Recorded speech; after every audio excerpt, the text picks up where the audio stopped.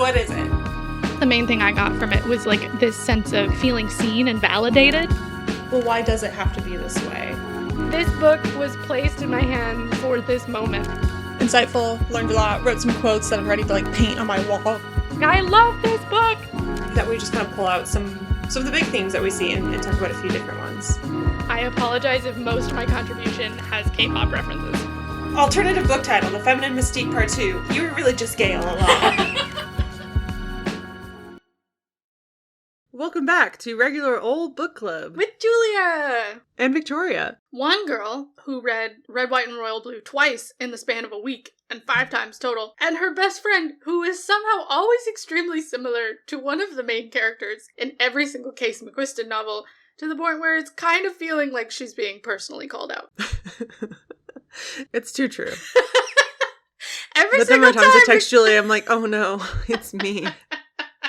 But we'd like to be your book friends. This is a podcast for the books we just can't shut up about. And this week we're talking about One Last Stop, Casey McQuiston's sophomore novel and first sapphic romance that spends about 50% of its plot on the New York City subway, for reasons that we will soon explain. If you care about spoilers, if you haven't yet had this book spoiled yourself, please hit pause, go read the book, and come back. We're going to be talking about everything about the book. However, it is a rom-com. You can expect a happily ever after. So if you haven't read it and you're willing to hear all the details before you do, welcome to the party. Welcome! And as always, you can rate, review, subscribe on all podcast platforms. We are on buymeacoffee.com/bookclubwithjv. We are so grateful to our monthly supporters who have stuck with us as we went on a side quest. Now we're back. We love you and thank you and cherish you forever. Oh, and all the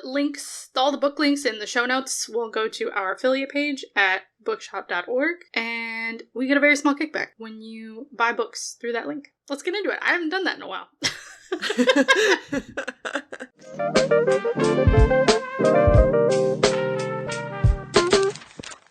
Both of us fell in love with Casey McQuiston novels, as you alluded to, with Red, White, and Royal Blue, which overcame you. Oh, yeah. For a long period of time. It was quite the obsession. We even did a Zoom watch of the movie version together, which we don't often do because I don't watch a lot of TV, and also watching TV on Zoom is always hard. But that was delightful. But it did take us both a little bit to kind of work through the other Casey McQuiston novels. We kind of bounced around and read them on our own time. But so anyways, I had to go back to my story graph to see when I even read this. I know I read it. I know I have thoughts about this book. I've talked to you about it at length, but I could not tell you anything else that was going on in my life when I read it. Did not know what year it was. Apparently, according to my well-kept records, I read it between May 6th and May 10th, 2023. And that, as I realized, was a vacation in Florida. So it makes sense I don't remember what I was doing because I was on a plane. I was on a plane reading it. I didn't do much reading on vacation because it was a very active out and about with friends. And then I finished it on the way back. It also reminded me that this was the infamous nosebleed of 2023. Which Julia came to visit me in Chicago right before I went to Florida, and she got locked out of my apartment with a terrible nosebleed at 2 a.m, and I neglected to answer my phone, and my friend down the street had to walk her through how to unlock our door. It was a time. There's still blood on that carpet. I have since moved out of that apartment building, so no one can blame me anymore.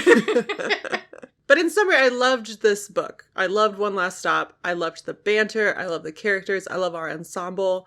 I love living in Casey McQuiston's universe. Anytime that they open their mind to us through their novels is a great time for me. So my main complaint is that the twist of the book is spoiled on the back cover. Why? Yeah. But we'll get into more of the details and marketing reasons why that was the choice. But anyways, you've read this a lot more recently than me, and you're going to carry us through on the plot details because it's been a moment for me. Yeah. Hopefully. This was I realized my first book sort of back in what feels like the real world after only reading books about vampires and octopuses for 7 months. That. That's kind of insane. I sort of forgot that other books existed, and I had a slowly growing stack on my side table, and this was one of them. I read this nice and slow. I read it like a chapter a night before bed. It didn't consume me whole the way that Red, White, and Royal Blue did. I think mainly because I had trouble connecting with the main love interest for reasons we will discuss more in a bit. But also, as soon as you learn how old she is, I realized, so Jane, the main love interest, was born 2 years before my mom. And August, the main character, is a year younger than me. She was born in 96. And so there were moments where it would sort of take me out, where, Jane would be talking about something from my mom's childhood, or, whatever. And obviously they had vastly different lives. But there were just certain moments where it was a little weird in my brain. And so it would take me out of the story for a minute, basically. But I loved all the side characters and the diner saving plot, classic Casey McQuiston. And I did find the ending super satisfying. So I felt like by the end, all the characters were more fully realized, and I was really invested in this really epic time travel romance, heist time plot, whatever. And so I was left at the end with a very positive impression. So even there were certain moments where I got stuck along the way, by the end, it left me with a good feeling. Except slight anxiety about their relationship going forward. Because, Jane now has no way to access healthcare or, work, or, she has no way of doing anything unless she's dating August. So, that's gonna be complicated at a certain point. It, just on, a day-to-day life kind of level, where August is going to have to kind of be the main breadwinner, and it seems like she's going into a field that does not make much money. So, how's Jane gonna go to the hospital? Do they have to get married so that she can be on August's insurance? This is what I'm thinking about as an almost 30-year-old reading this novel. Yeah, Jane as a time traveler has the really difficult challenges that undocumented migrants have. Yeah, yes. Basically, but it's because it's a happily ever after, we don't really get confronted with that. Yeah. That's basically what does a time traveler is. do when they get dropped into the wrong decade? They don't have the paperwork anymore. She's an undocumented migrant. Oh my god. I didn't even think of it like that. That's exactly what she is. So I guess there are inroads for that, but yeah, you have to be, connected to the right community who can help you. I don't know if August is the person. I'm sure she could figure out. And there are some people who don't have birth certificates for whatever reason. Mm-hmm. And there is a process within certain states and countries, whatever, to get documentation, even if you don't have it. And I believe August and Jane could convince enough of their friends to vouch for Jane as a human in order to get a birth certificate. But we are getting a little lost in the weeds. Right. So I'm sorry. I worry about them. That's a terrible way to start a conversation about a romance novel. Tell us about our author. So yes, Casey McQuiston was born in Baton Rouge, Louisiana in 1991, where they grew up. So our main character in One Last Stop, August Landry, also from the South, has that connection as well. McQuiston grew up attending an evangelical Christian school during the week and then a Catholic mass on the weekends. If you're curious about Casey McQuiston's kind of exploration of queer identity and Christian environments, the YA novel that they wrote, I Kiss Shara Wheeler, is fantastic. It deals with all of those themes. McQuiston attended Louisiana State University and earned a degree in journalism, where they worked then in magazine publishing for years before returning to their first love, which is rom-com storytelling. One Last Stop is Casey McQuiston's second novel, following the slow burn success of Red, White, and Royal Blue, which was popular at first but kind of died off, then got a resurgence on Book Talk, took the world by storm, became a movie, all that great stuff. Since One Last Stop, McQuiston has also published the YA novel I mentioned, I Kiss Shara Wheeler, as well as another adult rom-com novel, The Pairing, which came out summer 2024. Notably, McQuiston started writing One Last Stop in 2018, started doing revisions in 2019, and then comes out post-pandemic or mid-pandemic in 2021. So in some of the articles and interviews where McQuiston's promoting the book, talking about writing it, they said, I think I accidentally wrote a quarantine book. There's a lot about feeling isolated and feeling trapped and emerging back out into the world, blinking into the sun, which is fascinating. We have these characters that are trapped. One that's literally trapped on a train, the other that can only meet this person on the train. You get that kind of claustrophobic feel that was a little before its time. Yeah. Fascinatingly, the book, is set in 2020, but there's no COVID. Right. Like this world is a realistic world besides the fact that there is no COVID and someone is time traveled on a train. Yeah. Everything else is pretty normal. Yeah. But it was interesting. McQuiston wrote or spoke about how basically they'd already started the book. They were so far into it, they didn't feel like doing the math again. Right. Because, they'd already figured out like the age of the characters and timelines, and there's so many intersecting things, and there's so much like queer history and like specific real events that our main love interest Jane had been present at certain ages. And like, anyways, McQuiston basically said like, I wanted to keep Jane's age the same, and if I had to change her birth year, I would have also had to change her Chinese zodiac and go through and change the birth years of all her family members and all their Chinese zodiacs, which were tattooed onto Jane. So like the whole ripple effect, McQuiston is like, this is too much. There will just be no COVID. Fair enough. I would have done the same thing. I don't know, like, this is an alternate reality.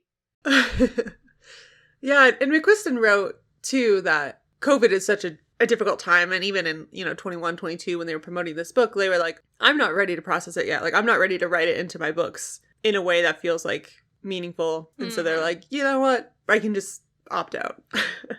One Last Stop overall got pretty welcome reviews. Everyone was fairly excited. It continued to have quite the push on BookTok. Following the kind of explosion of Red, White, and Royal Blue, One Last Stop also became a bestseller quickly, landing on a bunch of the, top reads of the year, top reads of the summer by a bunch of the big book list kind of places, as well as third place for Goodreads Reader's Choice Award for romance.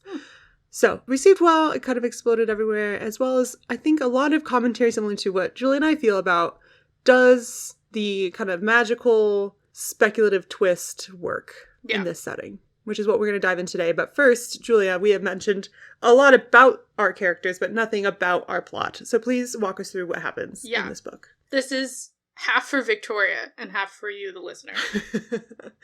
We start off with our main character and narrator, August. She's a 23-year-old transfer student coming from Louisiana. She's going to Brooklyn College, and she's kind of trying to cut herself off from her old life and start over. She has almost no possessions, except like 3 boxes of stuff, which includes an air mattress and a pocket knife from her uncle who went missing back in the 70s, and who her mom has sort of dedicated her entire life to finding for like the last 40-odd years. August finds an apartment above a Popeyes with 3 queer oddballs. You could say queer in both senses of the word. Some queers. The queer queers. So we have Nico, a trans mask psychic, who's a terrible bartender. I would argue that is the other sort of magical element. Oh, yeah. Is that, like, in universe, Nico is actually psychic. But because there's already this magical element, you're just like, yeah, sure. There's Nico's girlfriend, Mila, who works in an antique shop to collect strange objects to make art out of. I think when we meet her, she's making a tower out of frog bones. And she also is very good at fixing old electronics, which is very important to the plot. The third roommate, Wes, he's this reclusive night owl who kind of got kicked out of his very wealthy family or estranged from his very wealthy family when he dropped out of school. And he's, like, basically in love with the guy across the hall, whose name is Isaiah, but he's also a drag queen who performs under the name Annie Depressant, which is very funny. There's some really great drag names in this novel, I remember. You can tell Casey McQuiston had fun coming up with these drag names. So, August's new roommates help her get a job at the local diner, Billy's, that's been around since, like, the 70s, which is also very important to the plot. When August rides the Q train to school, she has a meet cute with this enigmatic woman in, like, leather and tattoos and Converse named Jane. And she's always there when August rides the train. And they seem to have a lot of chemistry, but when August tries to ask her out, Jane's like, I can't. What we know, because we've read the back of the book, is that Jane physically can't leave the train. August doesn't know that. She takes that as rejection. But they keep interacting as, like, quote-unquote, friends. And so over time we learn that Jane is literally stuck on the train and thinks it's still 1975. August, when she learns this information, makes it her personal mission to use all of her sleuthing skills that she was sort of forced to learn from her mother to figure out who Jane is and where she came from.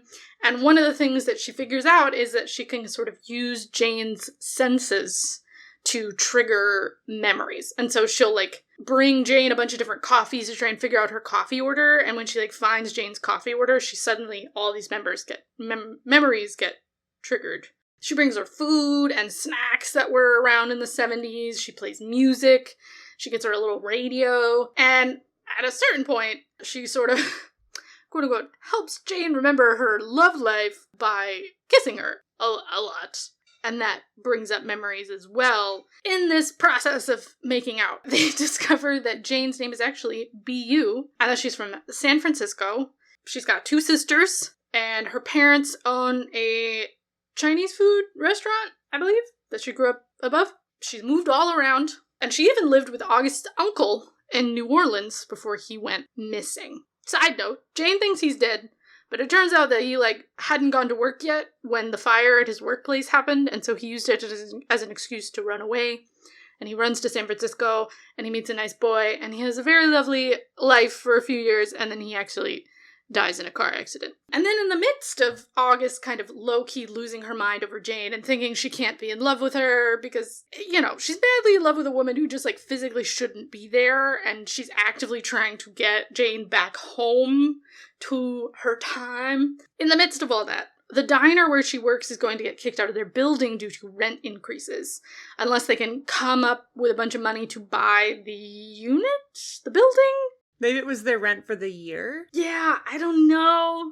August and her friends, because they're friends now, they devise this massive pancake party fundraiser thing with, like, free pancakes and drag queen performances, and they're gonna raise the money from everyone in the neighborhood. And at the same time, they figure out that Jane got stuck outside time because she was down on the tracks of the queue to grab her friend's bag when this, like, massive power outage of 1975 happened. So she got majorly zapped, in technical terms. And August and co. decide that they need to recreate that same power outage situation to sort of break Jane out of it. And so they throw the pancake palooza in the control building for the train so that they can sneak over and, like, cut the power and turn it back on. And so August and Jane have this dramatic parting where they tell each other that they love each other. And then August is like, wait, it's not working. There's not quite enough power. And she's like, wait, I have electricity. And so she, like, kisses Jane really dramatically. And then Jane, poof, disappears. She sets Jane free. And it's very dramatic and exciting. So when August comes to, Jane is gone. And they presume back to 1975 because she's nowhere. And they have almost raised enough money to save Billy's, and then August gets a check from her estranged grandparents. They're estranged because they're kind of the reason that her uncle left, and They were very homophobic. they're awful. Yeah. Anyway, she gets a check from them. And so she uses that check to sort of bump them over the edge, so that they can save the diner. And so they're all in Billy's celebrating, when Jane comes running in, and she's very cold, because it's a month later, and this is the only place she still knows, so it's very lucky that they were all there. She and August have this very tearful and dramatic reunion. In the aftermath, Jane moves into the apartment, and Wes kind of sort of moves in with Isaiah across the hall. And we sort of watch Jane in this kind of truncated amount of time acclimate to present day. She's got a lot of highs and lows. Everything's gonna be okay, even though they are literally 23 and kind of Jane is, like, completely dependent on August for her ability to continue living in the country. But we'll put that aside. And at the very end, they get on a bus to go and meet Jane's family. And so we don't know whether Jane's gonna, like, be completely honest about who she is, or if she's gonna say that she's, like, Jane's granddaughter or whatever. But she's gonna go and, like, reconnect with her past.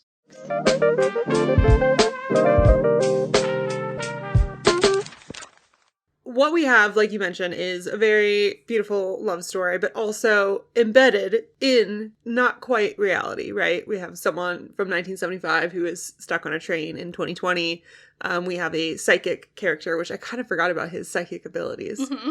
So I wanted to talk a bit about how this book falls in the genre of speculative romance and, like, what Casey McQuiston is doing, kind of like stepping out on a limb after really truly kind of a fantastical story about the son of the first, or the first son of America and the Prince of England falling in love. Like, that is also a level of fantasy, but it is very grounded in, like, the actual politics of how and science of how our world works. In this one, we're getting truly more of a speculative romance. So yeah, we wanted to talk about, like, the genre of this book, what they're doing with it, and, like, what impact it has on the story, and, like, how well it works. So, yeah. Take it away. First of all, what is speculative romance? The core of speculative romance is still a romance book, but it has some sort of genre blending with either sci-fi or fantasy, paranormal, dystopian, magical, or some other imaginative elements. And crucially, the focus is on the romantic and or sexual relationship between our protagonists, more so than the speculative world building and plot. So I would say, if you're going to divide hairs on this, a sci-fi novel that has romantic elements but is truly a sci-fi novel is still very plot focused, very world building focused, but there's, like, a subplot of romance. Whereas, like, a sci-fi romance is, like, very much a romance novel with, like, sci-fi elements. And there's less emphasis, I think, on making the science, you know? Yes. Like, it's all very hand-wavy, and, like, because we're reading a romance novel, we're just like, sure, a power outage could definitely send someone through time. So yeah, like you said, our One Last Stop has these, like, time travel sci-fi elements, but the speculative plot of how that happens is, like, completely secondary to our ensemble cast of characters and the budding relationship between August and Jane. Notably, One Last Stop is also very firmly rom-com, meaning we're walking in knowing we're going to get a happily ever after. Right. This isn't, like, a tragic romance, which we do get a lot of time travel romance that is, like, tragic, right? We have, like, most of it is The Curious Case of Benjamin Button, Time even, like, Traveler's Doctor Who. Wife. Doctor Who, oh my god. Every single romance in Doctor Who is breathtakingly tragic. Yeah. River Song. In an interview with Olivia Harrison over at Refinery 29, Casey McQuiston said, I've always loved that story of two star-crossed lovers and one of them is thrown out of time. I liked Lost and Doctor Who and TV shows like that. I love those stories, but they always made me really stressed out because a lot of time in those stories, it's not going to end well. Yeah. So in writing One Last Stop, I was like, I think it would be really fun to explore this star-crossed time travel romance in the safety of a rom-com where there's going to be a happy ending. Which I think does set this apart then, because a lot of, even, like, the couple happy endings I can think of in time travel stories, you're not sure it's gonna happen. I think of, like, This Is How to Lose the Time War. Yes. And you really don't know what's gonna happen. Whereas this one, I look at the cover and I'm like, cute. Yeah. I can't wait to see how they end up together. And so it's kind of a twist on a twist, right? You know, it's a rom-com with a twist of time travel, but it's even a twist on our time travel tropes because they are not fated to be apart forever. I was very curious as I was reading it. I kept sort of speculating why this genre for this book. You know, it's a big swing for your sophomore novel. Mm-hmm. I mean, like you said, Red, White, and Royal Blue was sort of socially fantastical in that, like, you know, it was kind of an idealized world, like, politically. But, like, this is an even bigger jump, right? This is a big, like, here we go, let's give it a try, you know what I mean? Instead of just playing it safe, and, like, we were talking about how, like, they could have just made another novel in universe with Alex and Henry. Like, they could have just done a sequel. Like, everyone wanted, like, a royal wedding sequel, which I think is what they're gonna do with the movie sequel. Or, like, do another book with, like, Nora and June or something. You know what I mean? Like, could have played it safe. And instead, they were like, no, I want a time travel romance. And I was sort of making these connections in my brain between, like, the genre and a lot of the, like, major themes. Because I think this theme of time, or this function of time travel, right, really connects to one of the major undercurrents of the whole story, which is about queer history and queer community, and sort of getting rooted into the people and places around you and where they came from, and, like, a connection between past and present. And so I was curious if, like, I don't know, in your research, did you find anything where, like, the genre came out of the theme, or the theme came out of the genre? Like, was there any connection between those? Yeah, I didn't find, like, necessarily a chronological account, at least not in, like, the, hour or two of digging I did, of McQuiston writing, like, oh, I had the idea for this book at this point, and this is when I introduced that point. Like, I'm not entirely sure the order of operations here, but McQuiston did talk about how, they grew up in an environment where queer history was not really a part of any of the curriculum or, history that they were being exposed to and talked about or taught in a more formal setting. And so when they came out as queer, they began to think about those things and did a lot of their own research and kind of had to go out of their own way to find information about their own community's history. And they said that it's something that they, found is really important and meaningful to them,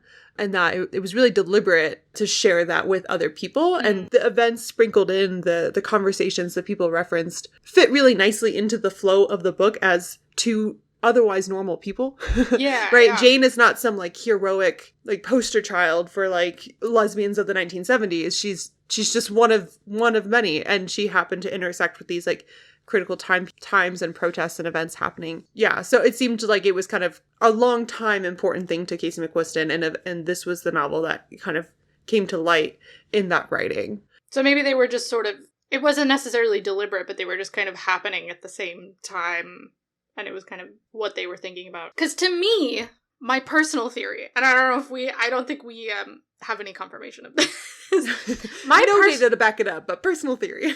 Personal theory is this kind of feels like, and I will speak somewhat from personal and anecdotal experience from people around me. I feel like when you start learning about queer history, one of the most devastating things that you learn about is sort of the loss and the gaps of the queer people who did not make it to our current time. And so there's just, like, so many people who you can't interact with, you can't ask questions of, who, like, so much loss.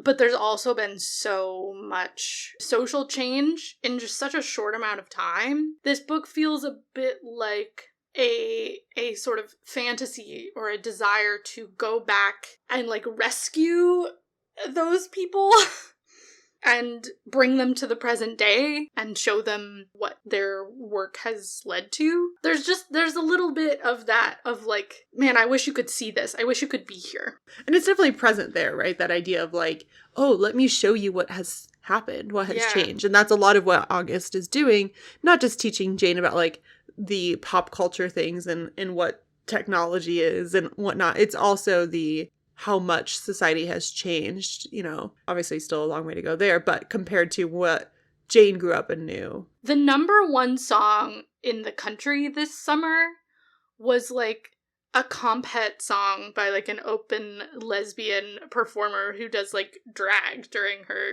like, Chapel Roan. I don't know, like... Full stop, Chapel Roan. Full stop, Chapel Roan.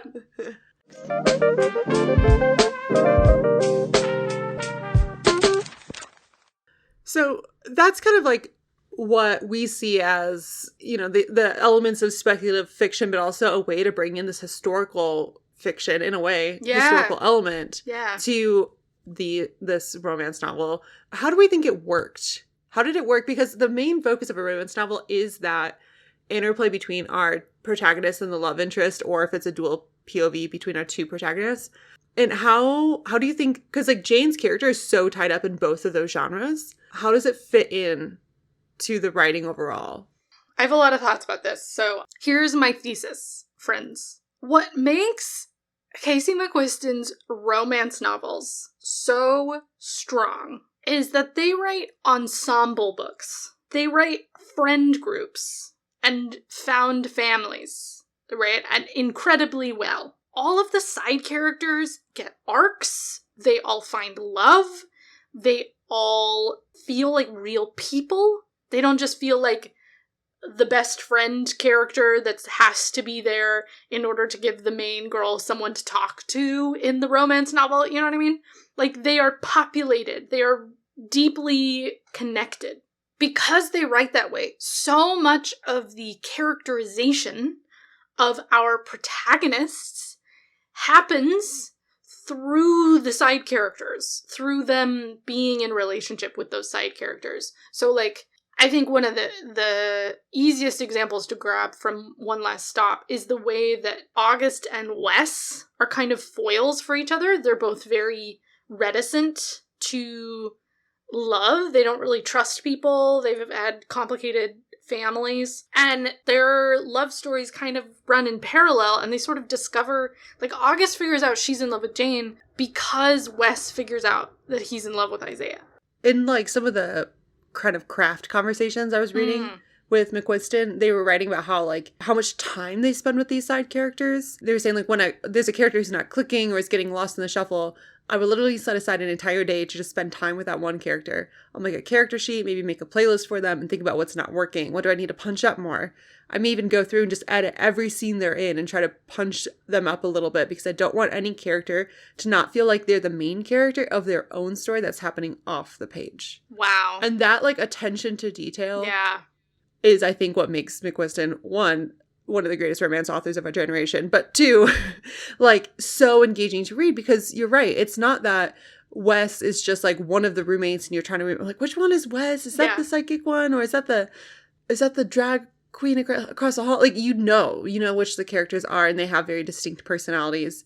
And you can feel the effort and the time that McQuiston's invested and then culled back, right? Because the story never leaves like a close third on August's point of view. It's interestingly not a first person point of view like we have in a lot of romance novels. It's a close third, but we still, like, there's obviously so much care given to these other characters because they feel so real and they have their own challenges and their own things they're dealing with that don't all serve our primary plot, but also don't detract.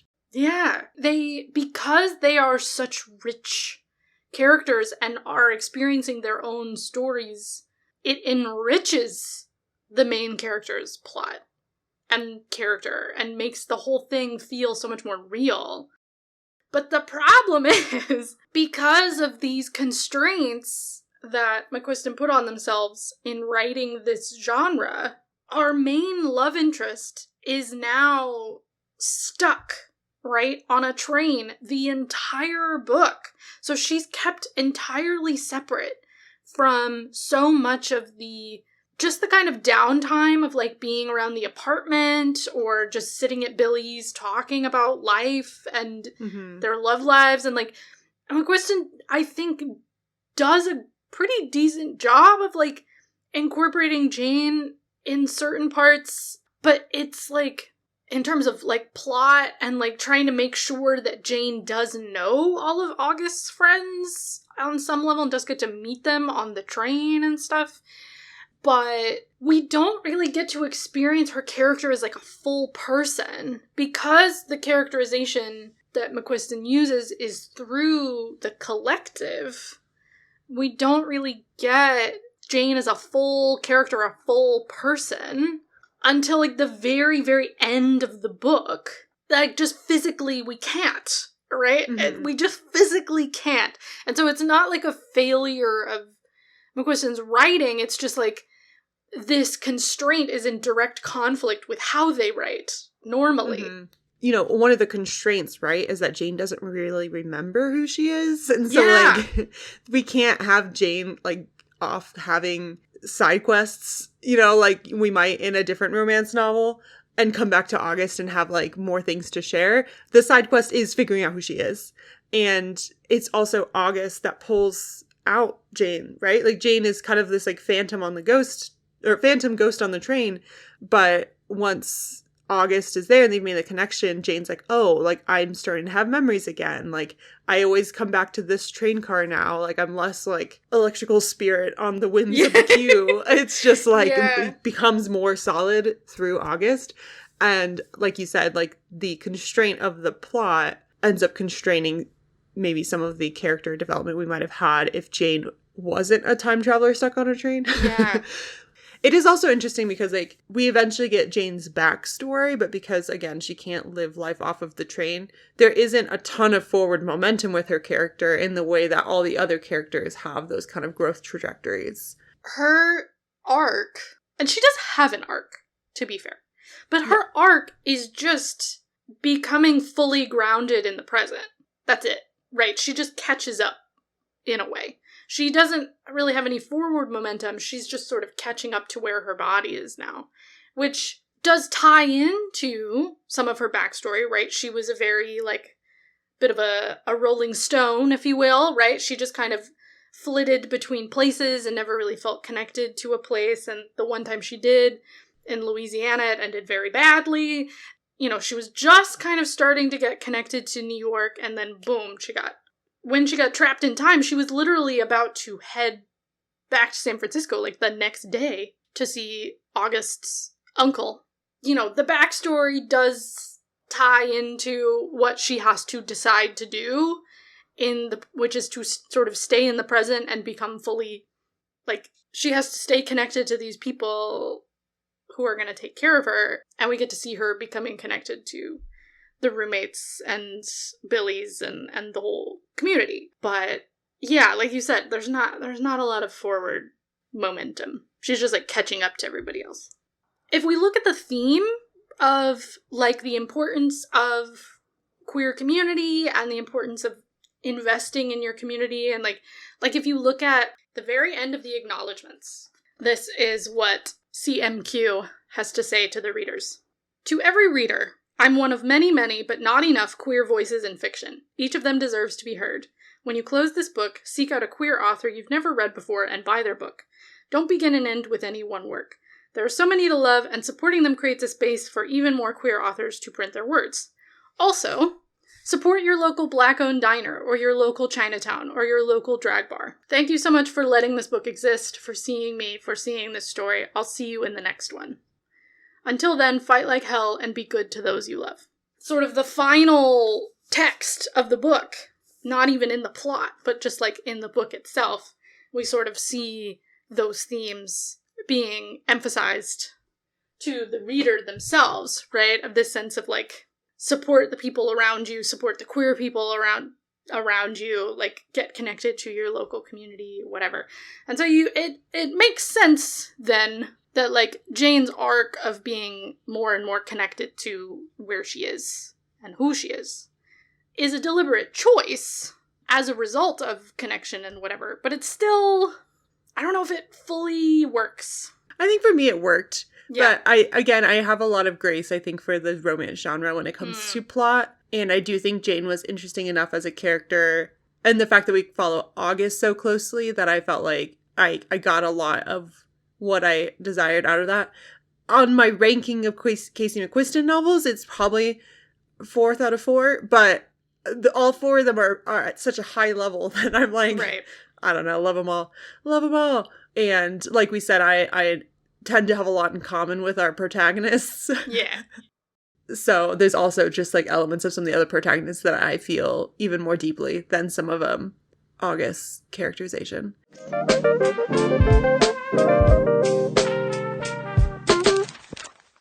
I kind of wanted to shift a little bit into, as we alluded to earlier, the kind of the marketing of this book. What I think is difficult, period, in romance, right, is that you're trying to set yourself apart someone who's got a lot of time and interest, you know, they might be like, oh, I love Casey McQuiston's writing because I've already read it. So of course I'm going to read anything they write. But if you haven't read, like, how are you convinced that like this one holds the kind of rom-com that you want? A lot of times it's, you know, labeling a book based on tropes, even if like sometimes the book community is like, don't tell me all the tropes, just like, is it a good book? And it's like, okay, but like truly there are some tropes that you might like better than others. So it's helpful to know what you're getting into. And so it's very common that we get plots described in tropes, right? Like, oh, this is a enemies to lovers, right? Which gives away the plot right there. It's like they're going to start out hating each other. They're going to end up loving each other. But what the marketing of One Last Stop did is give away the twist that Jane is stuck on the train, which is not a common trope. I mean, there is a trope of like a confined scenario or, you know, a meet cute in like a public place. But it felt a little bit more revealing to me of like the specific plot of this specific book than just like highlighting a trope. And so I will say it's the back of the book, but it's also like all the ways it was talked about, right? Like if you read an interview about the book that didn't give spoilers, it still gave in the overview of the book that Jane is stuck on the train and she's from the 1970s. But the way that McQuiston wrote the book is that you don't know that. August doesn't learn that for like a quarter or a third of the book. I think Jane's character is really benefited from the mystery and the intrigue and the like miscommunication, right? Jane's like, I can't go on a date with you. And August is like, I am rejected. Oh, which I feel like would hit different as a reader if you didn't know like what the constraint was. Anyways, what were your thoughts? Because you also knew the twist of the book before you read it.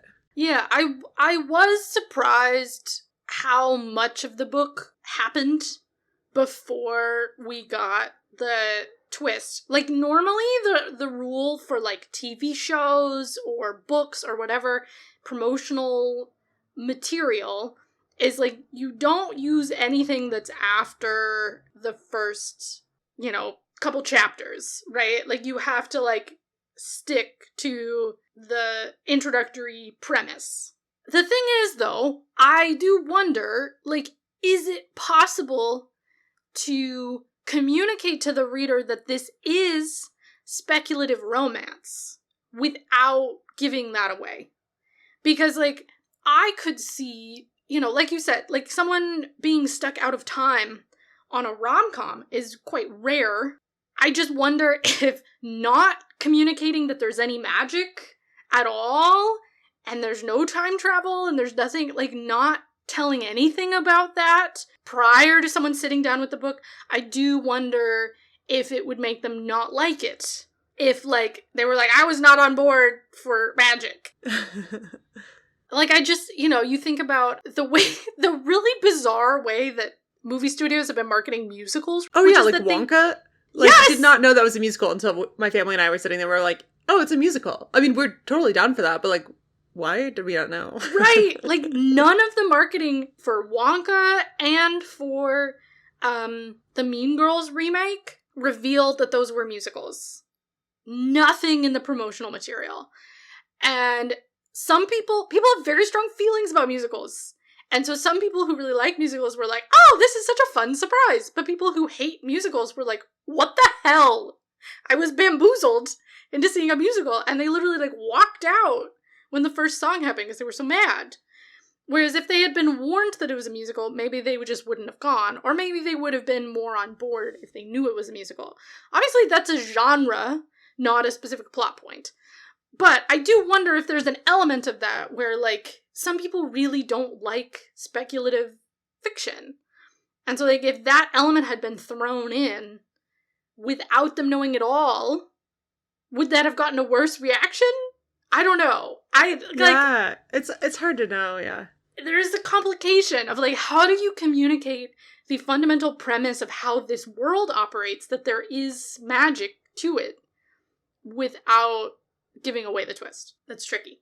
Obviously, there's a lot of people who had a lot of conversations about this when they were trying to figure out how to market the book. I think my first thought of this book, like a comparative, would be like 13 Going on 30, the rom-com movie, right? Like, right. The whole, the title even tells you. And like I remember seeing like the promotional, like the ad for it in front of some like DVD I had or something like that. I don't know. I remember seeing and it like shows you in the trailer right? She's a 13-year-old making a wish and she's like suddenly 30. But that's like the whole focus, right? Is like what happens when a 13-year-old is stuck in an, adult body. And so maybe there's something too with like, would the novel have been helped then for me personally to feel better about the marketing if that twist was just revealed earlier on, and like what would we have gained or lost for that? Yeah, it's interesting. In the same Refinery 29 article I've been quoting a lot, McQuiston said, like, I knew a lot of people would read the back jacket and know what was coming, but in my mind I also envisioned a lot of people reading it on Kindle or just not looking at the back of the book that closely.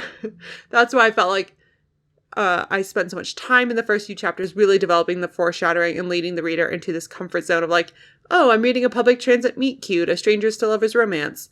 I love the idea of getting to layer in all those little clues and have that moment where the reader's like, oh my god, I need to go back and reread those chapters. So I would be curious to hear from someone who just didn't read the back and went into it. Which is now my approach to all Casey McQuiston novels. I have just decided I will read anything they write, because I've liked all of them, which has led to some hilarious conversations too, where I'm like partway through a book and you're like telling me these things about it, and you're like, I'm not spoiling anything. I don't know anything about the book. I'm like, but you are. No, you weren't. You weren't actually spoiling anything. It was just funny because I was like, oh. Yeah, not knowing anything going into the novel, I definitely don't know what's going to happen. Don't know where we're headed. It's really fun. So, like, you don't even know, like, for the pairing, you didn't even know, like, the basic premise of... Like... I heard they were bisexuals because you told me that. Like, I literally didn't know. I assumed queer romance because that was... I saw the cover, so I'm like, there must be some travel. Wow! Knew nothing. All right, I will keep that in mind for future books, that I will just assume you don't even know the basic premise. Okay, only for like Casey McQuiston. Okay. Most other things I'm happy to know the premise. And actually, if I don't know the author and I'm not like already gung-ho going to read everything they read, I do like to read the back. I do like to know. Yeah. I like hearing people's recommendations and why they think I would like a book, so... Just because, maybe Casey McQuiston's readers don't have a back cover, or they just don't read back covers, the blurb that you put on the back cover is also what you give in your PR team to anyone who's going to write reviews of it. It's in your press packet. And so, like, that's also how all publicity about the book is also going to talk about it. Like, you were emphasizing that, like, the summary that reviews give at the top is going to include that spoiler now. So it's not just the back of the book. It's like the blurb that you give to everybody. And so now everybody knows, and that's how everybody's going to talk about it. So even if you don't read the back of the book, you've probably, maybe if you're a person who reads reviews, right? Like that would have, like you would have seen it somewhere. So yeah, I think it has wider implications than just the individual person grabbing the individual book and maybe not reading the back cover. But I will tuck away my complaints about what was or was not included on the back cover. Because overall, yes, I thoroughly enjoyed the book. I thought it was an interesting, like you mentioned, dramatic step away from McQuiston's first novel and solidifying kind of their range as a queer romance writer, and created beautiful ensemble characters that we care about and want to learn about. But also I love the excitement of like the next McQuiston novel, at least at this point, is going to be brand new characters, brand new place. Everything's going to be new, which is quite exciting. As much as I do love following the same cast of characters, like I really enjoyed Jasmine Guillory and Talia Hibbert's cast of character series. There's also something really great about a standalone where the whole world is complete. Yeah, I feel like I really appreciate how much they like push themselves with every new book. There's always some major change. They don't just like stay in their comfort zone. Like there's a major genre change, or they switch from mlem to WooLaWoo. That's how I read it in my brain. I've never heard someone pronounce MLM, man-loving man and woman-loving woman. You've never seen that before? I've seen it, but I've never heard someone say it. Mlem. That's how I say it in my head. I'm sure I picked that up from somewhere. And like their third book was YA, right? They did completely different audience, and now their most recent one is like their sluttiest book ever, and there's like they had to do an entire like tour of Europe in order to like write this book, which seems like, oh no, such a hardship. Like there's so many major changes in every single book. And so they really like push themselves every time and take big swings, like create whole new universes every time. And like the sophomore novel is always the hardest because you have a total set of 2, and like usually you're writing your sophomore novel because the first one did really well, and so you're like, they only have 1 book to compare it to, whereas now Casey McQuiston has 4 books, and so you can compare all of them to each other and you can see their whole body of work and be like, wow, they're very consistently great and they consistently take big swings, and they, you know, One Last Stop is probably their weakest, but I really appreciate everything that it's doing and its place in their body of work. And it's like the Olympic. It's a lot of fun. Like an Olympian, like you've got gold medal, silver medal, bronze medal, and you've got 4th place. Like 4th place is also an incredible athlete. They made it to the Olympics. Yes. Like that's how I feel about like ranking this as 4th of the CMQ. Yeah, absolutely. We just gotta keep reading more.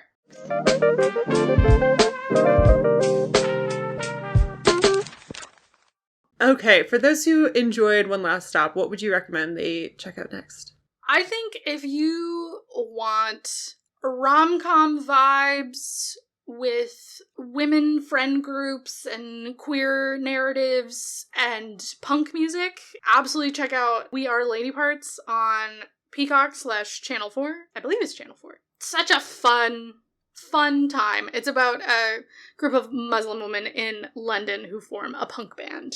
And it's adorable. There are some magical, unreal elements to it too, and there's some rom-com elements to it too. It's very cute, but it also deals with like some real things. I think Casey McQuiston fans would really like this show. Honey Girl by Morgan Rogers. This one's been on my list. I would recommend, I mentioned Talia Hibbert, specifically the Brown Sisters series, which is her rom-com adult series. In one of the interviews, Casey McQuiston cited Act Your Age, Eve Brown, as a book that they were particularly excited about. Casey McQuiston also mentioned Last Night at the Telegraph Club by Melinda Lowe. So I'm recommending that to myself because it sounded very fascinating. It's like a historical set in like the San Francisco Chinatown. I don't know if it's the 70s exactly, but queer romance as well. So those sounded interesting. Yeah. And lastly, what are you currently obsessed with? What is bringing you joy and filling your brain? Recently, Ethel Cain. I always knew she would be right in my real wheelhouse and just never embraced it until recently. And then I was like, oh, wow. Yeah. Recently found a heap of clothes at the bins at Goodwill, which is where I think before they sort everything, they just wheel out a bunch of giant bins in a warehouse. Even before they like wash anything, like, but you just like sort through gross piles and piles, an entire warehouse, just piles of clothes and stuff. You just sort through it and grab things, and then it gets weighed, and you pay by weight. Oh. But I found some great stuff that I'm very excited about. My life has changed. I think Natasha would be obsessed with it. And fun story. When I was writing the recommendations, I originally put that I was recommending Gideon the Ninth to myself because my TikTok algorithm has been insistent that I would really like it. But after writing the outline yesterday, I started it. So I found an Internet Archive, like, scanned PDF copy and started reading it. And, it's real good, guys. It's real good. I'm in my sporty era. Yes, she is. I completed a sprint triathlon, and I'm very proud of myself. I had a great time. It was really, really fun. My cousin has also, or my cousin-in-law, has gotten into running as well, and she and I did a race pushing myself to do a 10K, which the last time I did a 10K was 2015. I was convinced by a bunch of friends who were like, you're gonna be fine, you can do it. And I was, in fact, hating it the entire time. And it was like, I crossed the finish line. It's like, I will never do that again. But here we are. Catch me on the upswing 9 years later, back into it. But it's also just, like, really beautiful to run in Colorado. I go to, like, all the state parks, and it's just, like, absolutely gorgeous. And, like, our neighborhood's, like, really beautiful. I don't know. Maybe I just have a better mindset than I did when I was 19. I got to go to my first Indiana Fever game, and I've been loving all things WNBA. Saw Caitlin Clark break one of many records, which was a cool experience. Simone Biles was, like, in the audience, and I just, like, Oh my God. Fangirled. We gave her like standing ovation. We were like, an Olympian, Simone Biles is here. And they like showed her in the box. Then on like Instagram, I saw some videos of her meeting the team and like the Indiana Fever team just like freaking out. Like these professional, amazing athletes. And they meet like another professional, amazing athlete who's just, they were like geeking. It was so cute. Women. Yeah, coming up next, we've got a few books that we're excited to talk about. We'll see what order they end up coming out. Yeah. Taking a look at some more R.F. Kuang, who we've always loved and talked about here on the show. Some more Casey McQuiston. Mm-hmm. If you hadn't heard, I really liked the pairing, and so I will be mailing that to Julia soon. Yeah, and then picking out a few other reads as we go. We're getting back into just fun shit following our hearts. We're just following our hearts. Yeah. And try to post semi-regularly. But we'll see you all soon. Until then, happy reading. Bye!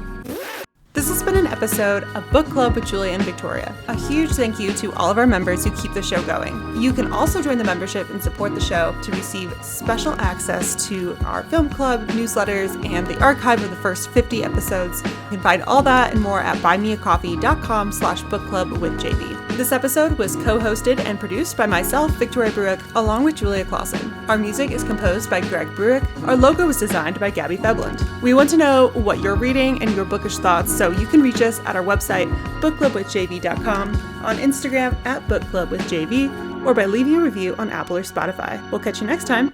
Happy reading.